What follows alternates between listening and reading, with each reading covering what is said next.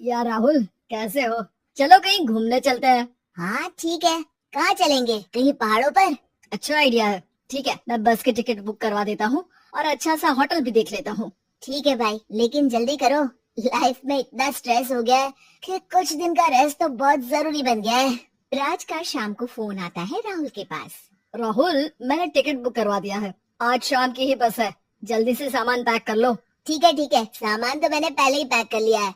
अब तो बस शाम का इंतजार है, जब हम बस पकड़ेंगे और निकल पड़ेंगे धर्मशाला की ओर। शाम को दोनों दोस्त बस स्टॉप पर मिलते हैं और फिर वहाँ से निकल पड़ते हैं शिमला की ओर। सुबह होते होते ये दोनों दोस्त शिमला पहुँच गए, जहाँ ये होटल पहुँचे और वहाँ से निकल पड़े पहाड़ों पर घूमने।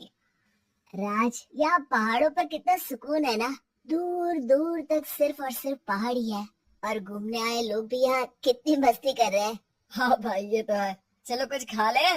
दोनों एक रेस्टोरेंट पे पहुंच गए। वहाँ इनकी रेस्टोरेंट चलाने वाले लड़के से दोस्ती हो गई, जिसका नाम जितेंद्र था। जितेंद्र, तुम यहाँ कब से हो और रेस्टोरेंट खोलने का प्लान कैसे बनाया? अरे भाइयों, मैं तो यहीं का हूँ। बस बाहर कुछ साल के लिए गया था नौकरी करने, पर फिर लौट आया और अपने यहाँ ही रेस्टोरेंट खोल लिया। पिछले 6 साल से यहीं पर हूँ। अरे लेकिन जितेंद्र, एक बात तो बताओ, रेस्टोरेंट ही क्यों, कुछ और काम क्यों नहीं? और भैया, अपना तो ये मानना है कि आदमी दुनिया में कहीं भी हो लेकिन उसे भूख तो लगेगी ही, और इसके लिए उसे खाना तो चाहिए ही। यानी ये धंधा कभी मंदा नहीं पड़ता, इसलिए ये काम शुरू किया था। लेकिन इस काम में क्या मुनाफा भी होता है या फिर बस ऐसे ही काम चल रहा है शौकियाना तौर पर? और अरे क्यों नहीं भैया, काम तो हो ही रहा है और मुनाफा नहीं होता तो ये 10 लोगों का स्टाफ कैसे रख लेता। वैसे आप भी क्यों नहीं इस बिजनेस में हाथ आजमाते हो? हाँ, आइडिया तो अच्छा है, लेकिन हम लोग तो सिर्फ यहाँ घूमने आए हैं और हमारे पास इतने पैसे भी नहीं है। और अब पैसों की चिंता क्यों करते हो? सिर्फ 5 लाख रुपए लगा कर भी आप काम शुरू कर सकते हो। अच्छा, वो कैसे?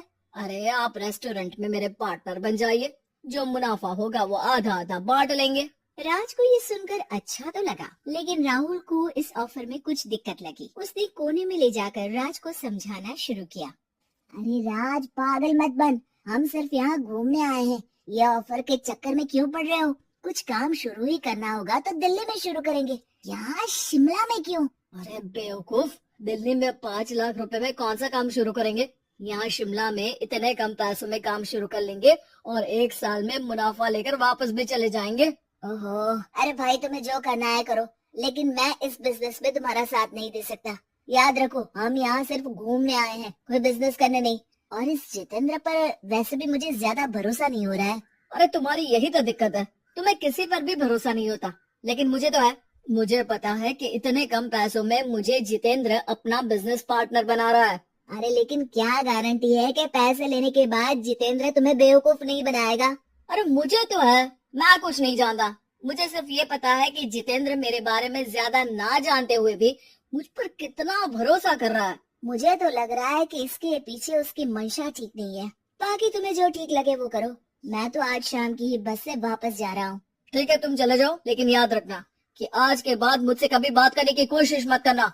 राहुल गुस्से में वहाँ से चला जाता है। दूसरी ओर राज और जितेंद्र साथ में मिलकर काम करने लगे। राज ने अपने घर से 5 लाख रुपए ये कहकर लिए कि जल्द ही वो 2 गुने पैसे कमाकर 6 महीनों में लौटा देगा। कुछ दिनों बाद, भाई जितेंद्र, तुमने 5 लाख रुपए तो ले लिया है, लेकिन काम में बहुत तेजी नहीं दिख रही है। अरे भाई, काम में थोड़ा समय लगता है, चिंता मत करो यार। हाँ वो तो ठीक है, लेकिन मेरे पैसों का तो कुछ हिसाब दो। कहाँ लगाया तुमने?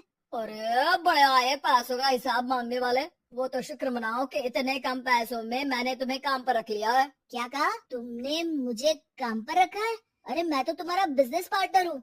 बड़ा आया पार्टनर बनने वाला। औकात देखिए अपनी, 5 लाख में रेस्टोरेंट खरीद लिया है क्या? ऐसा है तो मेरे पैसे वापस करो, मुझे तुम्हारे साथ काम नहीं करना है। अरे पैसे कैसे, वो सब तो काम में लग गए। अब तुम्हें वापस जाना है तो चले जाओ, कोई पैसा नहीं मिलने वाला है। राज को अपने साथ होने वाले धोखे का एहसास हो चुका था, लेकिन तब तक देर हो चुकी थी। उसे अपने दोस्त राहुल की याद सताने लगी, जिसने पहले ही आगाह कर दिया था कि इस बिजनेस में धोखा है, लेकिन अब तो देर हो चुकी थी। राज को अब कोई रास्ता नहीं सूझ रहा था। जितेंद्र भाई, मेरे पैसे वापस कर दो ताकि मैं लौट जाऊं। मुझे अब तुम्हारे साथ कोई काम नहीं करना भाई। ये सुनते ही जितेंद्र अपने कुछ साथियों के साथ राज पर टूट पड़ा और उसकी जमकर पिटाई कर दी। राज बेहोश हो चुका था। जब उसने आँख खोली तो उसे अपने सामने पूरा परिवार, पुराना दोस्त राहुल भी दिखा। सभी को देखकर राज की आँख में आंसू आ गए। राहुल, मुझे माफ कर दो। अगर समय रहता मैं तुम्हारी बात मान लेता तो आज शायद ये दिन ना देखना पड़ता। अरे शुक्र मनाओ कि जान बच गई। वो तो भला हो एक आदमी का जिसने मुझे फोन कर दिया था, तभी तुम्हारी जान बच सकी। मुझे माफ कर दे दोस्त, तेरी सलाह ना मानकर मैंने बड़ी भूल की है। अरे अरे भाई, मेरे हाथ मत जोड़ो। बस ध्यान रखना कि अच्छा दोस्त आपको हमेशा अच्छी सलाह देता है, इसलिए दोस्तों की सलाह पर ध्यान देना चाहिए।